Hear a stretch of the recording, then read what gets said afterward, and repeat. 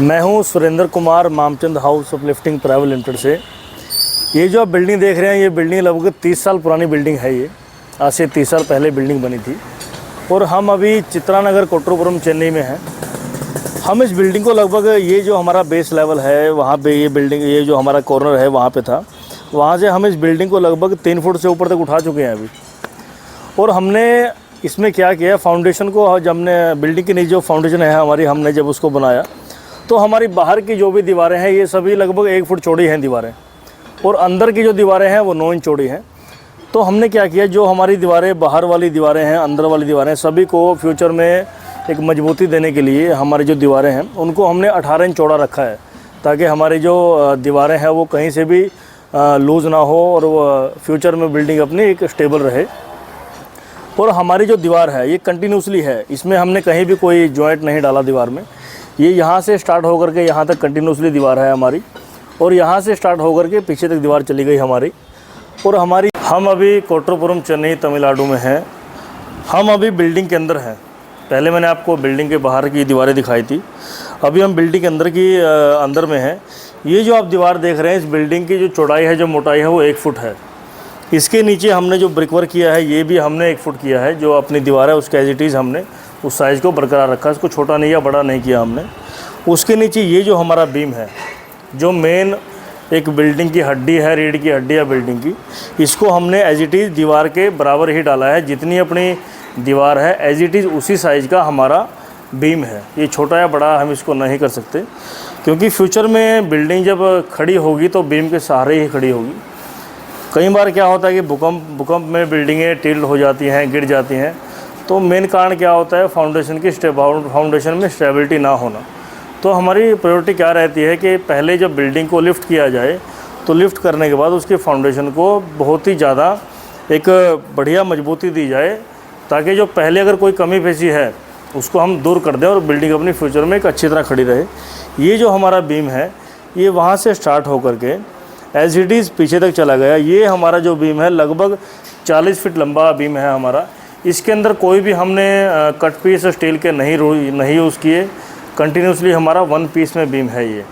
इसके अंदर हमारा जो साइज़ है इक्वली 1 फीट का है, और ये पीछे तक एज इट इज़ हमारा चला गया। ये जो गैप आप देख रहे हैं, ये हमारा जो गैप है, ये हमारी जो पार्टीशन वॉल है, इसमें अभी बीम जो पड़ेगा उस बीम को हम इसमें जॉइंट करेंगे।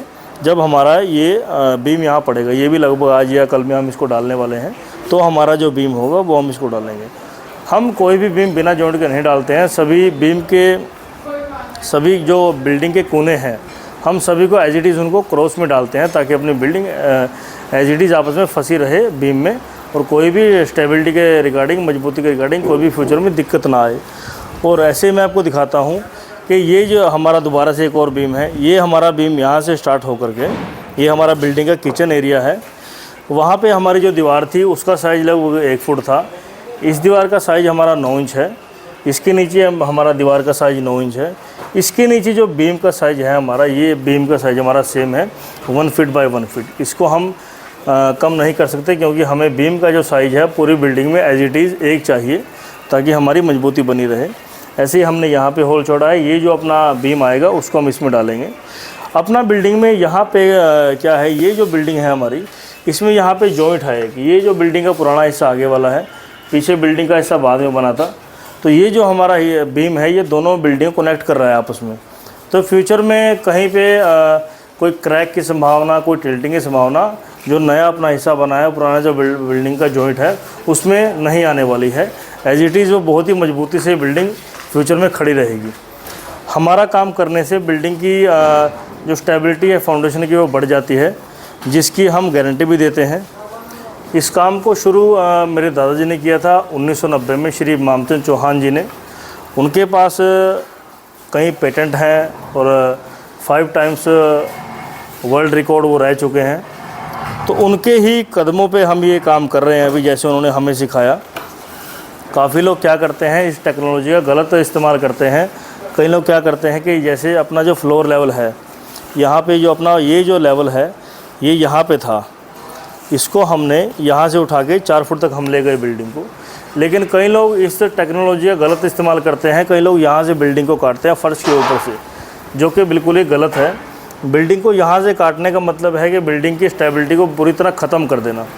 यहाँ से बिल्डिंग को हमने जब उठाया तो ये अपना बिल्डिंग का एक जॉइंट होता है जिसको हम अपना प्लेंथ लेवल और डीपीसी लेवल बोलते हैं। डीपीसी लेवल का मतलब क्या होता है, आप इसके नीचे जो फाउंडेशन थी अपनी, वो अपनी पुरानी फाउंडेशन थी। उसके बाद में जब हमने मिट्टी में सॉइल डाला, उसमें पानी डाला, बीम वगैरह डाल दिया, उसके बाद हमने यहाँ से बिल्डिंग को दोबारा से कंस्ट्रक्शन स्टार्ट किया था जब ये बिल्डिंग नई बनी होगी।